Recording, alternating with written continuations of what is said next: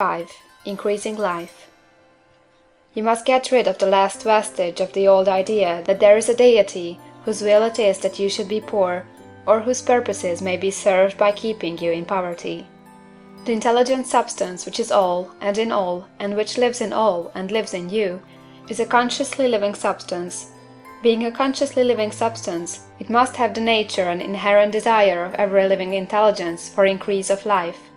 Every living thing must continually seek for the enlargement of its life, because life, in the mere act of living, must increase itself. A seed, dropped into the ground, springs into activity, and in the act of living produces 100 more seeds.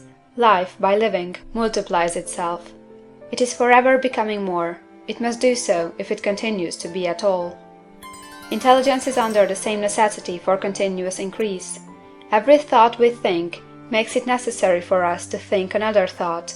Consciousness is continually expanding. Every fact we learn leads us to the learning of another fact. Knowledge is continually increasing.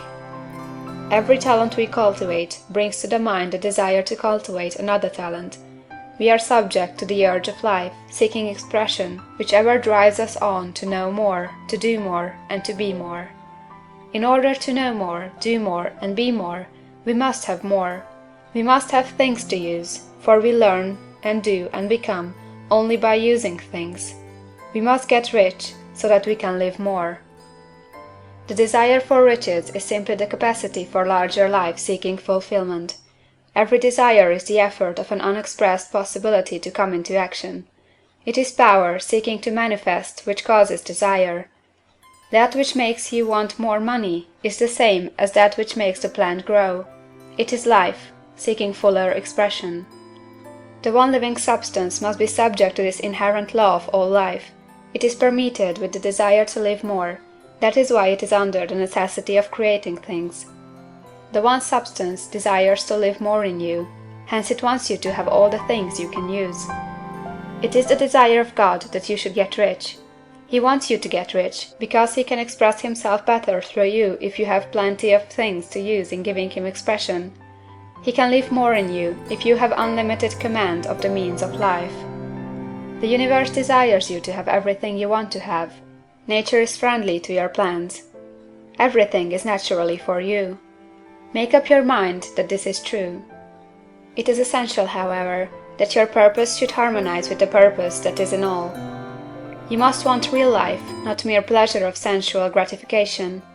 Life is the performance of function, and the individual really lives only when he performs every function, physical, mental, and spiritual, of which he is capable, without excess in any. You do not want to get rich in order to live swinishly, for the gratification of animal desires. That is not life. But the performance of every physical function is a part of life, and no one lives completely who denies the impulses of the body a normal and healthful expression. You do not want to get rich solely to enjoy mental pleasures, to get knowledge, to gratify ambition, to outshine others, to be famous. All these are a legitimate part of life, but the man who lives for the pleasures of the intellect alone will only have a partial life, and he will never be satisfied with his lot. You do not want to get rich solely for the good of others, to lose yourself for the salvation of mankind, to experience the joys of philanthropy and sacrifice. The joys of the soul are only a part of life, and they are no better nor nobler than any other part. You want to get rich in order that you may eat, drink, and be merry when it is time to do these things, in order that you may surround yourself with beautiful things, see distant lands, feed your mind, and develop your intellect, in order that you may love man and do kind things, and be able to play a good part in helping the world to find truth. But remember that extreme altruism is no better nor nobler than extreme selfishness. Both are mistakes. Get rid of the idea that God wants you to sacrifice yourself for others, and that you can secure his favor by doing so. God requires nothing of the kind. What he wants you is that you should make the most of yourself, for yourself and for others. And you can help others more by making the most of yourself than in any other way. You can make the most of yourself only by getting rich, so it is right and praiseworthy that you should give your first and best thought to the work of acquiring wealth. Remember, however, that the desire of substance is for all, and its movements must be for more life to all. It cannot be made to work for less life to any, because it is equally in all, seeking riches and life. Intelligent substance will make things for you, but it will not take things away from someone else and give them to you. You must get rid of the thought of competition. You are to create, not to compete for what is already created. You do not have to take anything from anyone. You do not have to drive sharp bargains. You do not have to cheat, or to take advantage. You do not need to let any man work for you for less than he earns. You do not have to covet the property of others, or to look at it with wistful eyes. No man has anything of which you cannot have the like, and that without taking what he has away from him. You are to become a creator, not a competitor. You are going to get what you want, but in such a way that when you get it every other man will have more than he has now. I am aware that there are men who get a vast amount of money by proceeding in direct opposition to the statements in the paragraph above, and may add a word of explanation here. Men of the plutocratic type, who become very rich, do so sometimes purely by their extraordinary ability on the plane of competition, and sometimes they unconsciously relate themselves to substance in its great purposes and movements for the general racial upbuilding through industrial evolution. Rockefeller, Carnegie, Morgan, and others have been the unconscious agents of the supreme in the necessary work of systematizing and organizing productive industry, and in the end their work will contribute immensely toward increased life for all. Their day is nearly over. They have organized production, and will soon be succeeded by the agents of the multitude, who will organize the machinery of distribution. The multimillionaires are like the monster reptiles of the prehistoric eras.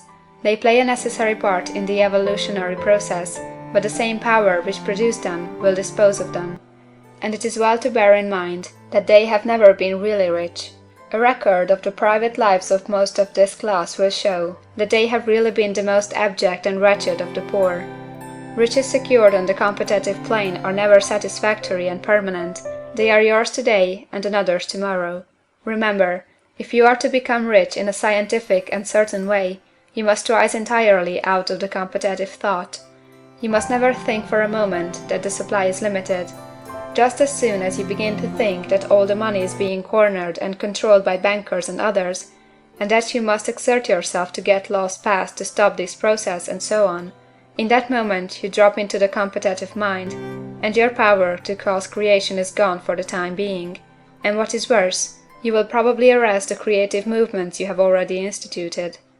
Know that there are countless millions of dollars worth of gold in the mountains of the earth, not yet brought to light, and know that if there were not, more would be created from thinking substance to supply your needs. Know that the money you need will come, even if it is necessary for 1,000 men to be led to the discovery of new gold mines tomorrow.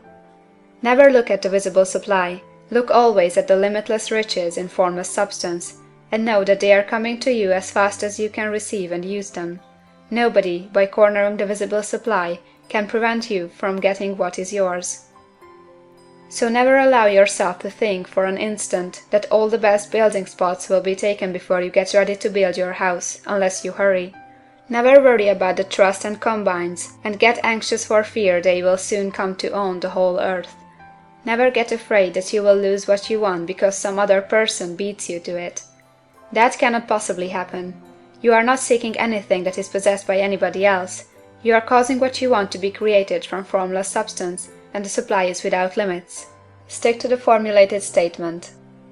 There is a thinking stuff from which all things are made, and which, in its original state, permeates, penetrates, and fills the interspaces of the universe. A thought, in this substance, produces the thing that is imaged by the thought. Man can form things in his thought, and, by impressing his thought upon formless substance, can cause the thing he thinks about to be created. End of chapter 5.